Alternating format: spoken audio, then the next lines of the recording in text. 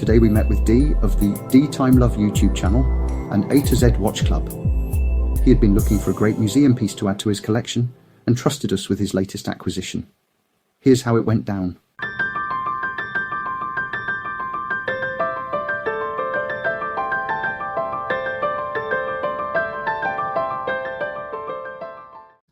Hey guys, welcome back to the program. Welcome back to the D Time Love Show, series 2 of the A to Z Watch Club series. And today you join me at Vintage Gold Watches. I've got Alan, the founder, the owner.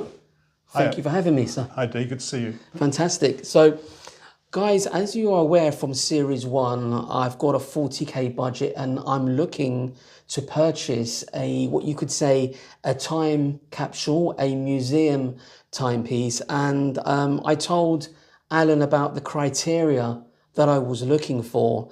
And I have to say, you've been very, very helpful indeed. You ask a lot of questions, Dee, which is good. Well, look, you know, what I say when it comes to vintage watches, you have to be the student. I would say I'd rather sell a watch to somebody that's truly interested in what they're buying rather than it's just an accessory or a purchase on a whim. Well, I want to just say, first of all, got an amazing location where you guys are based, the Pavilion, High Street, Kensington. It's absolutely fantastic around here.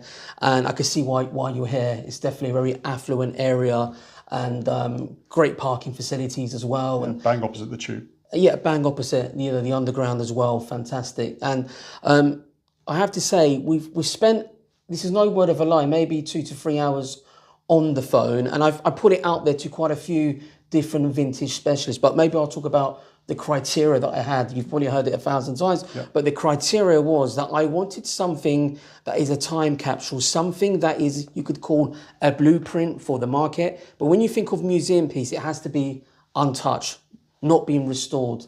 But I wanted something that was rare, something that I could have as an heirloom in the family, something that I could basically have as an investment, and something that I could justify to the wife. What am I doing? Because you need to justify things, don't you, when you're buying things to your other half, you would say. These are purchases for life, and it's a serious matter when you're looking at something which you really want to own in the long term, as opposed to a watch that is currently trendy, perhaps, and you will inevitably end up in the back of the drawer. But this is a watch you can really, I would say, truly love, treasure, and enjoy.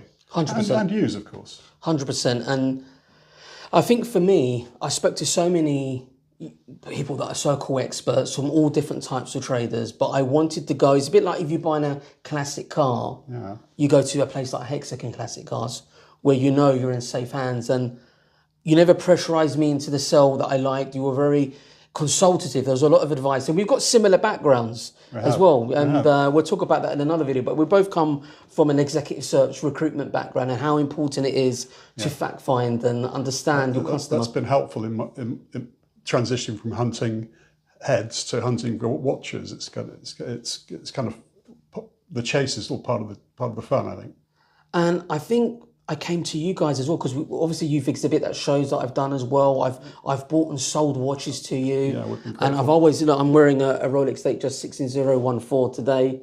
Wasn't purchased by you guys, but if I was to sell it, I'd probably come to you guys. I know you to have customers for because you actually do steel as well, don't you? It's not just gold. We have the Vintage Watch Centre .co and .com websites. So yeah. Fantastic. So going back to my criteria, it was a long one. And I think I was very harsh in terms of my criteria to prevent myself from actually buying something. If something comes along like this, it's like a golden ticket for me. A museum piece is very hard to find, but I wanted it to be something like a blueprint, rare, and there was Cartier Santos's talked about from the early 1900s, but we're talking about big money. However, I was drawn to Patek Philippe Calatravas, and I didn't want a 31mm or 33. It had to be 35mm, but it had to be an early piece. And once I discussed the blueprint that I was looking for, the criteria, you actually had a watch that wasn't actually for sale that you were wearing, and you've kindly offered it to me, and I reserved it.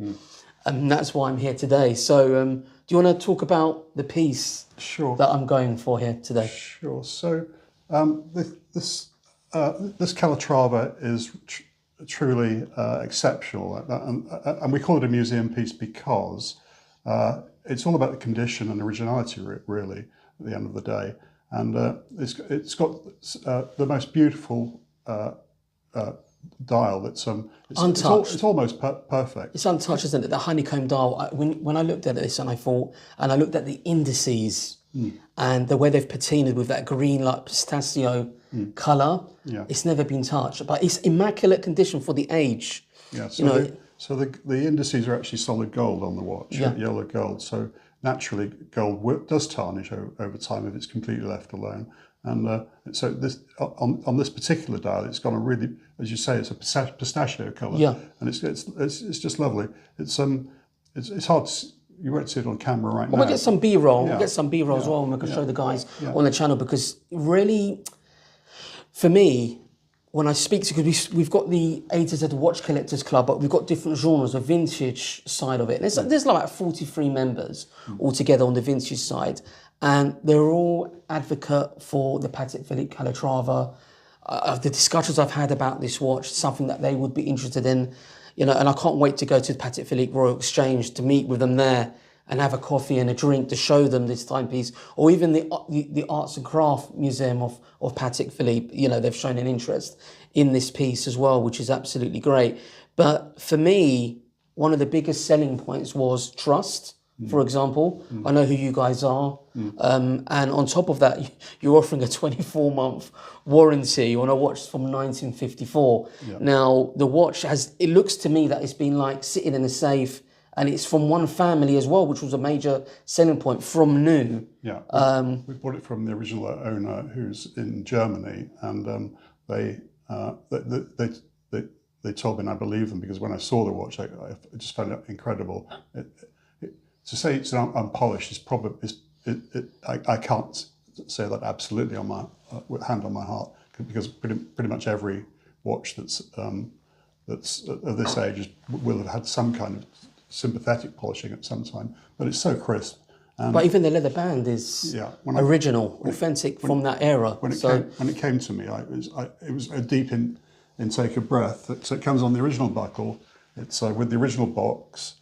It's got the extract from the archives, and there's just something so special about these mid-century Pateks that I think it sets them apart from every other brand, and it's really about the authenticity of the brand. 100%. The fact that Patek have such a rich tradition and heritage, and have been held such in high regard, not just for the quality of their pieces, but for the advances in watchmaking that they've. Of course, I mean, with the group that I'm in, and we spoke about this watch, the first thing that came up was that the watch was designed by a guy called David Penny, an actual English designer that was brought in the early 30s. You just let me know that today. And I wasn't aware of this. Just shows you. And the thing is that the design, what was on the brief was that Patek need to produce a watch that's going to be appeal to more of a mainstream audience. And he was heavily influenced at the time after World War I of Bauhaus design, which is an unorthodox German art design. Form over function. Form over function. And the brief was to design a watch that had all the attributes of Patek Philippe quality, but his sole purpose was to tell the time.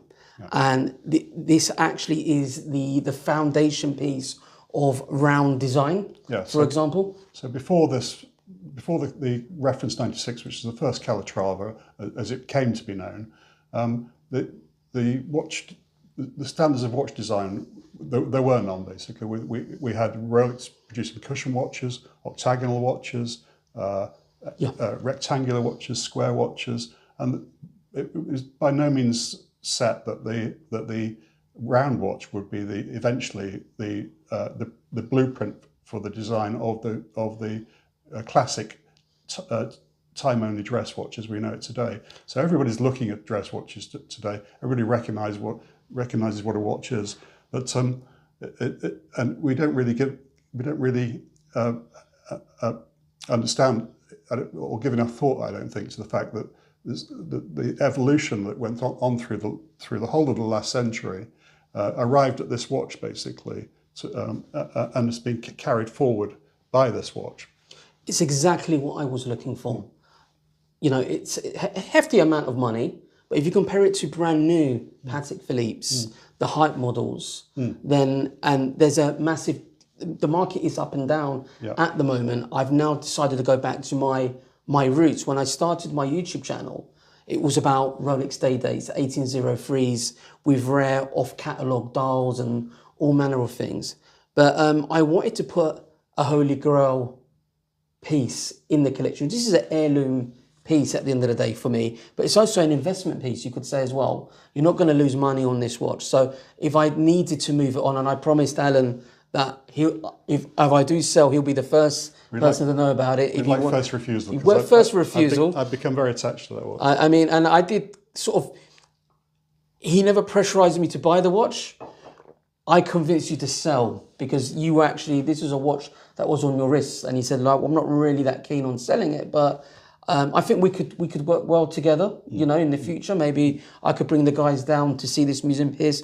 Like I said, I've got a 40k budget. This watch, I got it at a good deal, around the 18.5k mark, which I think is fantastic. I've been looking for 2-3 months now. You told me about this watch about 3 months ago? Yeah. And I went, and obviously you let me have a look around, there was no pressure. And there was some that were cheaper, there were some that were far more expensive. But the thing that stood out for me with this particular timepiece, that it was untouched. It's in its original condition. It comes with its box as well, which is amazing. So I mean, 70 years old with its original box. It's amazing, and it's got the Patek Philippe extract from the archives as well. Yeah. Which is fantastic. And I'll get some B-roll for you guys to see as well. But for me to pull the trigger on this, it had to tick off all the boxes. But one of the biggest boxes to tick off was the trust element as well. That I know you guys very well. So if there's anything wrong or anything like that, I can come back to you guys. Bricks and wall, you know, offices and stuff in High Street, Kensington. Fantastic. And I'm in love with the piece. And I think you've done a really good job in terms of helping me sell it to my wife, my partner. Well, because she was like, why would you could buy a car or for this sort of money or a different modern Rolex or whatever. But the market, with the price of gold, sky high prices of gold at the moment, and buying a watch as rare as this, you can't go wrong, in my opinion. No, it's a special piece. I'm sad to see it go, but it helps. I will let you wear it from time to time, if that helps. And it's got a lovely strap. You know, I'm actually going to wear it in with its strap. It's fantastic. You know, I've got my birth year watch today as well, and I've got I've got Zeniths, Stellinas, I've got Omega Seamasters, I've got Omega Seamaster Cosmics in my collection, but I haven't got a solid gold vintage piece, and I have nothing as rare as this piece.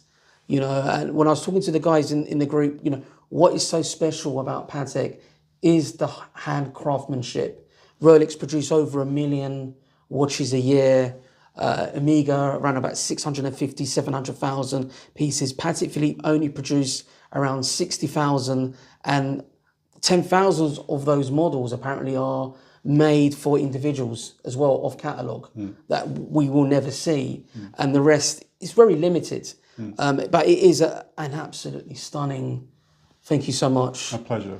You know, you made dreams come true. Enjoy. You know, which is fantastic. And I can't wait to show you guys in the A to Z Vintage Club group this piece. We're going to do a few meetups, and you probably have people looking to bite my arm or knock me out for you selling it to me, because they're hardcore Patek collectors, and I've gone and got this. We have other Pateks, of course. Oh, wow. There's a beautiful pink gold Calatrava here. Amazing. Which, this is 33 mil? This is 34. 34, okay. Yeah, and that's also one of my favourite watches we have in stock right now. And what's the retail price of this for any of my guys that I watched? It's around 10,000. 10,000, really nice. Absolutely immaculate, the condition. And we have an example of the modern hobnail Calatrava as well. Beautiful. in stock at the moment. But yeah, I mean, look, I love wearing a suit and attire that matches. I would say if you're going to dinner, you want a dress watch, not a dive watch. Well, look, I do a lot of executive search. Yeah. So I'm talking to CEOs, managing directors, and they all wear dress watches, if I'm being honest with you. Very rarely do you see them wearing a modern Rolex timepiece. It's normally something of this area. And what I do love about these watches is the slimness of them in design. If you think about how watches have grown over the years, trends come and go, but style is forever. And they've got this classic style, which is timeless. Comes on the original buckle as well. I've forgotten to mention that. So you can have a choice of straps, Dee, but if you like the strap, it's fine. But we can fit any strap. Well, look, you like. I'd want to keep it on the original one. Yeah. When I'm showing people like a museum piece. Yep. But if I do wear it to not get any wear and tear on the strap, I'll probably buy something off you guys to match. Even it could even be a nice green croc alligator or a nice brown burgundy strap would suit this really well. Because what is this, like a lizard grain? What would you say that is? Lizard grain, yeah? Yeah.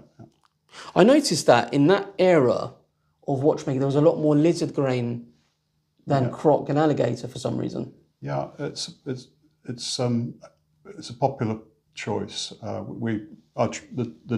The traditional choice is either alligator or crocodile or lizard.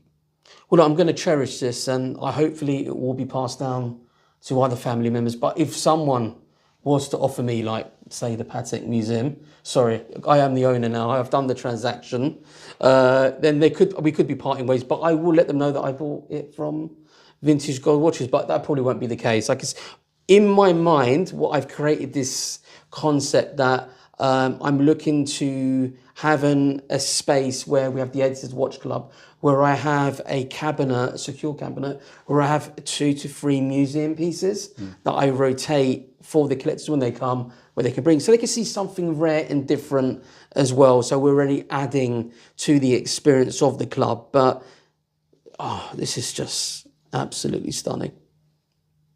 Just thank you once. I have to shake your hand again. And the whole team, I mean, John, he spent hours with me on the phone, educating me. I've been a real student for the last 3 months. I feel that I've got a diploma in Patek Philippe Calatravas in the last few months, which is a breath of fresh air. It's not like, if you don't want to buy now, don't bother calling. I've had certain conversations with other dealers where it's not been an education. It's been like, if you don't want to buy now, I've not got all day to explain to you what to buy and what not to buy. But if you're looking for a company that go that extra mile, that care about the customer, that want to educate you into why they buy their watches in their condition and where they get them from and the overall outlook of vintage watches, go to a specialist. And you guys specialize in gold as well.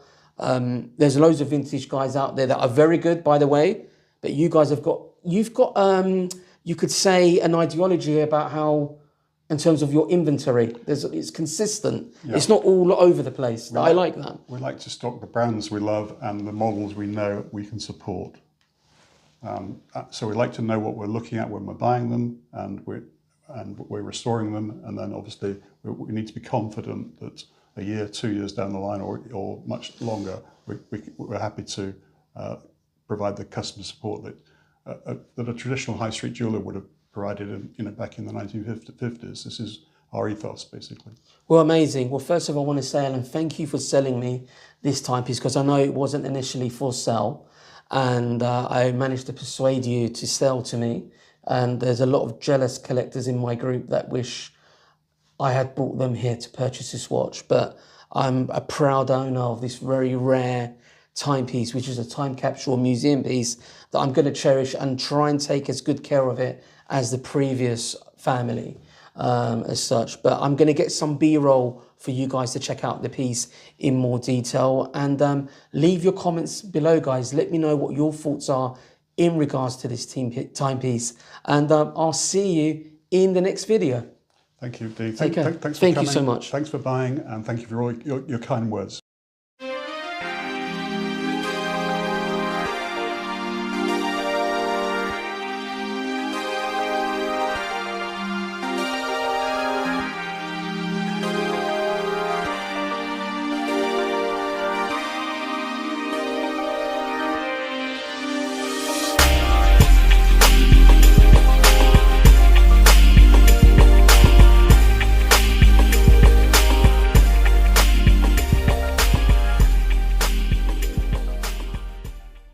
Thank you for watching. If you enjoyed this video, please like, comment and subscribe for more content. Stay tuned for more exciting videos. Hit the notification bell so you never miss an update. Until next time.